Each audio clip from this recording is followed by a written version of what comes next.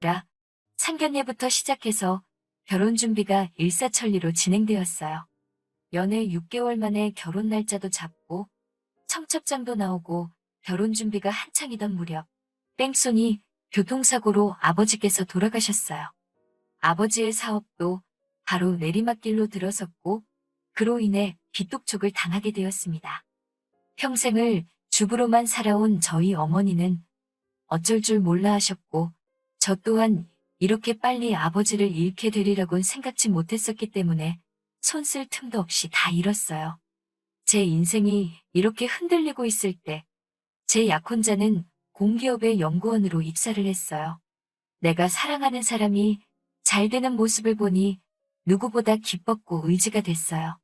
그러던 와중에 갑작스러운 시어머니의 호출로 저는 시어머니와 따로 만나게 되었어요. 시어머니께 집안 사정을 솔직히 말씀드렸어요. 시어머니는 괜찮다 하시면서도 이제 자기 아들이 좋은 곳에 취직을 하니 주변의 기대도 크고 보는 눈도 많아졌다며 신경 좀 쓰라고 하시더군요. 그러면서 예단 목록이 적힌 봉투를 건네주셨어요. 씁쓸하더라고요. 집에 돌아와 친정 엄마와 함께 예단 목록을 확인해 보니 고급 외제차에 예단비만 3억을 요구하더라고요. 그러면서 강남 아파트 한 채 값은 어렵더라도 반반은 부담했으면 좋겠다는 당부의 말씀까지. 제 여동생은 이 결혼 깨자는 거 아니냐며 어이없어하고 화를 내더군요. 결혼할 생각이 없는 것 같다면서요. 저는 다음날 약혼자를 만나 시어머니가 주신 예단 목록을 보여주며 이거 자기도 알고 있었냐고 물었어요. 그러자 약혼자는 어머니가 예단으로 이렇게 해오라고 하셨어? 그렇구나. 근데 다들 이 정도는 하지 않아? 라며 갈등 없이 준비했으면 좋겠다고 자리를 피하더군요. 그날 이후로 약혼자와는 연락하기가 점점 어려워졌어요. 항상 제가 회사에 찾아가고 연락하고 그랬죠. 왜 연락하기가 이렇게 힘드냐고 하면 매번 약혼자는 진급한 지 얼마 안 돼서 그런 건데 이해를 왜 못 해주냐고 짜증을 내더군요. 그러던 어느 날 우연히 친정 엄마가 여기저기 전화를 걸어 돈을 빌려보려고 하시는 걸 듣게 되었어요. 제 예단을 어떻게든 해주고 싶으셨던 거죠. 그렇지만 엄마의 그런 모습을 보니 차마 더 이상 이 결혼을 하겠다고 우길 수가 없었어요. 그래서 시어머니를 만나 이 결혼은 어려울 것 같다고 말씀드렸어요. 그러자 시어머니는 그렇다면 어쩔 수 없지 않니? 그래도 청첩장 돌리기 전에 말해줘서 고맙다며 자리를 일어나시더군요. 조금의 아쉬움도 보이시지 않는 시어머니를 보니 이게 시어머니가 원하시던 거라는 걸 알 수 있었어요.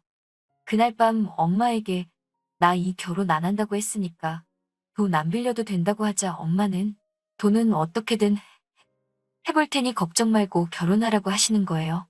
저는 이제 더 이상 돈이 문제가 아니라고 더 매달리면 우리만 불쌍해진다고 소리치고 말았습니다. 그렇게 며칠을 방에서 혼자 미친 사람처럼 멍했다 울었다를 반복한 것 같아요. 야속하게도 제 약혼자는 미안하다는 카톡 한 번 남기고 더 이상 연락조차 없더군요. 그러다 저는 병원에 결국 실려가고 말았습니다.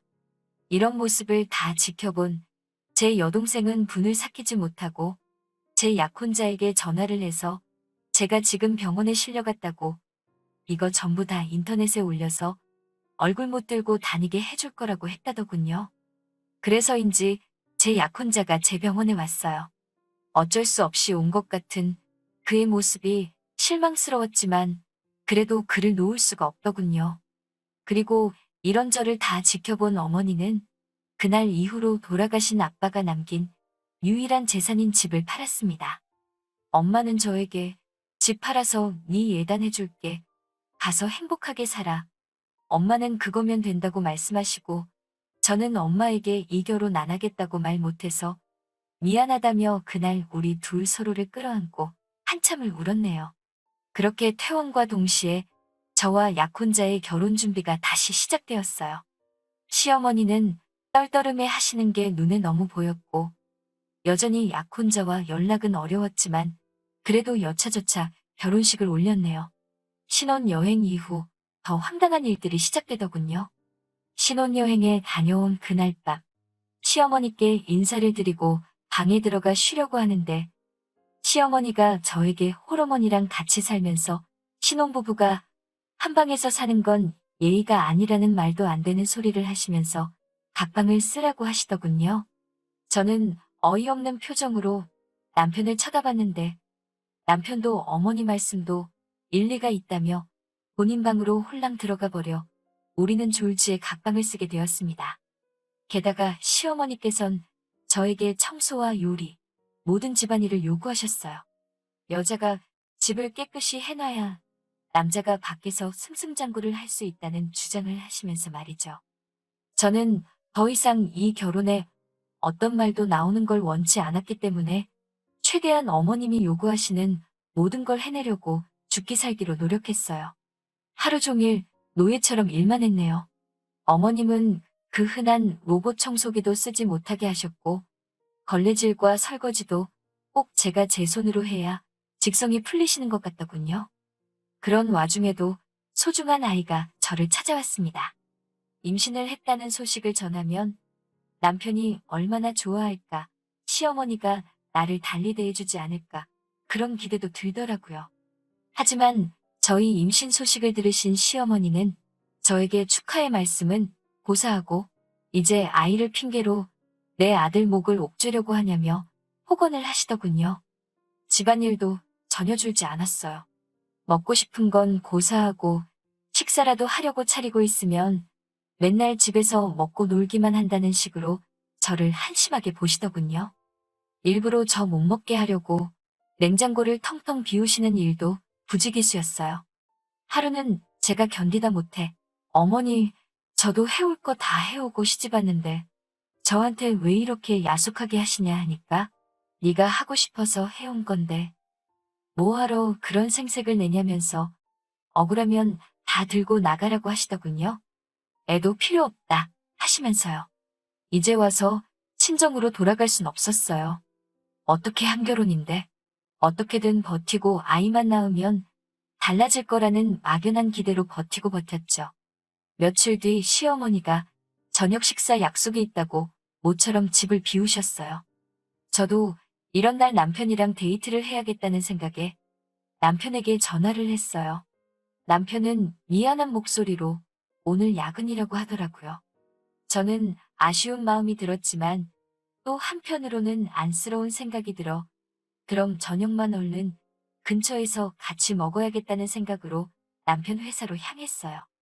회사 근처에 거의 다 도착했을 무렵 남편에게 초밥은 어떠냐고 물어보려고 전화를 하는데 순간 건너편 길에 남편과 어떤 여자가 다정하게 팔짱을 끼고 지나가는 걸 봤어요. 저는 순간 이게 무슨 상황인지 파악이 되지 않아서 남편에게 전화를 걸었습니다. 받질 않더라고요. 저는 알 수 없는 예감에 손발을 덜덜 떨며 그 둘을 미행하기 시작했어요. 한 5분 정도 걸어가니 둘이서 분위기 좋아 보이는 레스토랑으로 들어가더군요. 저는 그때만 해도 마음 한구석에서 그래 뭐 회사 일 때문이지 않을까 생각했어요. 그런데 뒤따라간 레스토랑에는 저녁 약속이 있어서 늦는다고 하신 시어머니가 계시더군요. 셋은 이미 여러 번 같이 본 적이 있는 사이 같았어요. 시어머니는 저에겐 한 번도 보여주신 적 없는 밝은 표정으로 그 아가씨의 이름을 다정히 부르며 이야기를 하고 계셨어요. 저는 그 상황을 믿고 싶지 않았지만 그들의 대화를 들으면서 비로소 모든 걸 알게 되었습니다. 그 여자는 남편의 동료이자 내연녀였고 시어머니는 그 내연녀를 마치 며느리 마냥 생각하고 계셨던 거죠. 시어머니는 우리 아들이 너를 먼저 만났어야 하는데 찰거머리 같은 저를 만나서 청춘을 낭비하고 있다며 혀를 차시더군요. 저는 그 길로 집에 돌아왔어요. 냉정하게 판단해야 한다는 생각과 동시에 뱃속에 있는 내 아이가 너무 걱정이 되더라고요. 하지만 지나친 스트레스를 견디지 못하고 전 결국 일주일 뒤에 유산을 했습니다. 그러자 시어머니는 M이라는 사람이 지 몸도 똑바로 관리를 못해서 애가 죽었다며 폭언을 퍼부으시대요. 저는 더 이상 잃을 것도 눈에 보이는 것도 없었어요. 그래서 일단 증거를 확보하기 시작했어요. 시어머니도 남편도 제가 외도를 눈치챘다는 걸 모르고 있었기 때문에 저는 일단 흥신소에 의뢰를 했습니다. 남편과 상간녀는 어찌나 자주 만나는지 흥신소에서는 이렇게 쉬운 의뢰가 없었다며 100여 장에 달하는 사진과 둘이서 모텔로 들어가는 영상까지 일주일도 걸리지 않아서 저에게 가져다 주었습니다. 이미 간통죄도 없어진 나라법에 제가 딱히 기대할 수 있는 건 없었어요. 저도 순순히 이혼해주고 물러날 생각이 없었고요. 저는 그날 저녁 식사 때 남편과 시어머니의 식사에 수면제를 섞었어요. 아니나 다를까 둘 다 식사를 마치자마자 몽롱한지 정신을 못 차리고 잠에 들더라고요. 그래서 저는 이때다 싶어 남편과 시어머니 휴대폰에서 그들의 지인들 연락처를 모조리 빼냈어요. 그리고 어머님이 보관하시던 집 문서를 챙겨서 도망쳤어요. 그리고 그날 저녁 그 집을 나와 호텔에 가서 방을 잡았어요. 그리고 남편의 연락처를 보고 남편에 가까운 친구 몇몇과 상간녀에게 두 년놈의 사진을 뿌렸습니다. 시어머니, 지인분들 몇몇에게도 그 사진을 뿌렸지요. 그 다음 날 아주 제 전화기에 불이 난 것처럼 난리가 났더군요. 남편과 시어머니가 번갈아 가며 저한테 미친 듯이 전화를 하고 문자를 보내고 화를 냈다가 빌다가 아주 난리도 아니대요. 그래서 저는 남편한테 자꾸 이러면 이번에는 당신 직장 동료들한테 뿌릴 거라고 나 건들지 말라고 경고한 뒤 시어머니한테 전화를 했어요. 시어머니께는 집 그거 내 명의로 해달라고, 그렇지 않으면 이 사진들을 당신 아들 회사 홈페이지에 올려서 아들 출세길 다 막을 거라고 소리소리 질렀습니다. 저희 시어머니 아주 아들 출세를 위해서라면 목숨도 내놓으실 양반이거든요. 역시나 약발이 들더라고요. 그 길로 호텔 카페로 오셔서는 벌벌벌 떨며 도장을 찍어주시던걸요. 그렇게 그 강남 아파트는 제 것이 되었습니다. 그렇게 집에 다시 돌아오니 남편이 자기 화를 못 이겨 집에서 씩씩대고 있더군요. 시어머니도 아들이 옆에 있어서 그런가 다시 기세가 등등하고. 근데 저는 더 이상 무서울 게 없었거든요. 그래서 제가 남편한테 나는 이혼할 생각 없다. 그리고 이 집도 당신만 제 정신 차리면 내가 공동명의로 해줄 수 있다고 말했어요. 매사 계산하기를 좋아하는 그 인간은 제 말에 혹해서는 그럼 알겠다. 그 여자랑 헤어질 테니까 자기를 다시 한번 믿어달라고 하더라고요. 남편이 출근하고 나면 이제 전세가 역전이 되었어요. 제가 하던 일들을 다 시어머니께 맡겼죠. 어차피 저랑 남편이 결혼하기 전에는 시어머니가 하시던 일이 큰 일도 아니지 않나요? 저는 임신한 상태에서도 했는걸요? 뭐가 그렇게 억울하신지 결국 하루는 저한테 빽소리를 지르시다가 그대로 쓰러지셨어요. 바로 119를 불러 병원에 모셔갔는데 풍이 와서 반신을 못 쓰게 되신 거죠. 제가 원래 이렇게 지독한 사람이었던 걸까요? 저는 이때다 싶었어요. 기다렸다는 듯 모든 사진을 제가 가진 남편의 모든 연락처에 전부 다 보냈습니다. 그리고 그 상간녀에게도 네가 가장 행복한 날 내가 다 망쳐놓을 거라고 익명의 문자를 보냈습니다.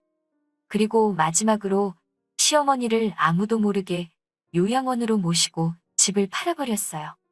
소문에 의하면 지금도 남편이 저를 찾아 헤매고 있는 것 같더라고요. 이렇게까지 했어도 마음 한켠에 남은 응어리가 사라지질 않네요. 저 정말 나쁜 사람인 걸까요? 오늘 사연은 여기서 끝입니다. 긴 이야기 들어주셔서 감사합니다. 좋아요와 구독 눌러주세요. 사연 요청 및 제보 받습니다.